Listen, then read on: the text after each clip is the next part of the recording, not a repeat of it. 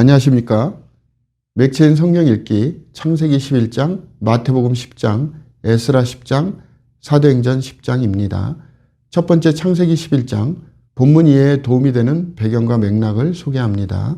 창세기 11장은 바벨탑 사건과 아브람 계보의 시작을 다룹니다.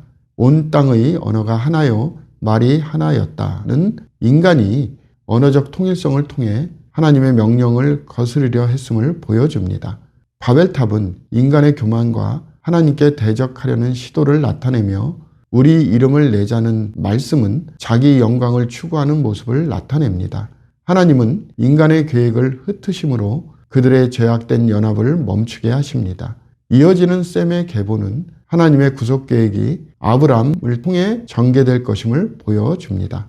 본문의 중요 구절을 소개합니다. 창세기 11장 9절, 그러므로 그 이름을 바벨이라 하니 이는 여호와께서 거기서 온 땅의 언어를 혼잡하게 하셨음이니라. 여호와께서 거기서 그들을 온 지면에 흩으셨더라. 본문을 적용하는 데 도움이 되는 가이드라인입니다. 창세기 11장은 인간의 교만과 하나님의 주권을 가르칩니다. 우리는 하나님의 뜻에 순종하며 자신의 유익을 추구하기보다 그분의 영광을 나타내는 삶을 살아야 합니다. 또한 하나님께서 인간의 계획을 넘어 그의 뜻을 이루심을 신뢰하며 교회의 언어적 그리고 민족적 다양성을 통해 복음이 온 세상에 전파되도록 헌신해야 합니다. 두 번째 본문 마태복음 10장입니다. 본문 이해에 도움이 되는 배경과 맥락을 소개합니다. 마태복음 10장은 예수님이 12제자를 파송하시며 그들의 사명과 어려움을 예언하는 장면입니다. 내가 너희를 보냄이 양을 이리 가운데로 보냄과 같도다는 말씀은 복음사역의 도전과 위험성을 나타냅니다.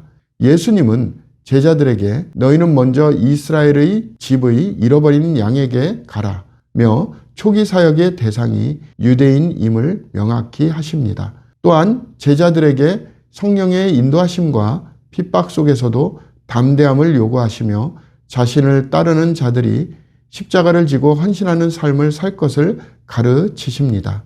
본문의 중요 구절을 소개합니다. 마태복음 10장 38절, 또 자기 십자가를 지고 나를 따르지 않는 자도 내게 합당하지 아니하니라.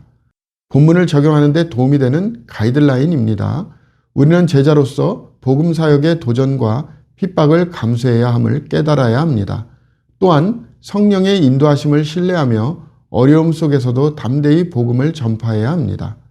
십자가를 지고 예수님을 따르는 헌신적 삶을 통해 그의 제자로서의 삶을 살아가야 합니다. 세 번째 본문 에스라 10장입니다. 본문 이해에 도움이 되는 배경과 맥락을 소개합니다. 에스라 10장은 백성이 이방 민족과의 혼인으로 인해 범한 죄를 회개하고 이를 해결하기 위해 실질적인 결단을 내리는 과정을 기록합니다. 에스라의 기도와 고백을 들은 백성은 자신의 죄를 인정하고 이방 아내와의 관계를 끊기로 결단합니다. 백성은 회중 앞에서 서약을 하고 문제를 해결하기 위해 지도자들을 세워 과정을 감독합니다. 2장은 죄를 회개하는 데에서 멈추지 않고 하나님의 뜻에 따라 실제 행동으로 옮기는 것이 중요함을 강조합니다. 본문의 중요 구절입니다. 에스라 10장 3절, 곧 내 주의 교훈을 따르며 우리 하나님의 명령을 떨며 준행하는 자의 가르침을 따라 이 모든 아내와 그들의 소생을 다 내보내기로 우리 하나님과 언약을 세우고 율법대로 행할 것이라. 본문을 적용하는 데 도움이 되는 가이드라인입니다. 에스라 10장은 우리의 신앙이 회개에서 끝나는 것이 아니라 삶에서 죄를 끊고 하나님의 말씀을 따르는 실천으로 이어져야 함을 가르칩니다. 오늘날 우리는 죄를 깨달았을 때 하나님의 뜻에 따라 삶을 변화시키기 위한 결단과 행동을 해야 합니다.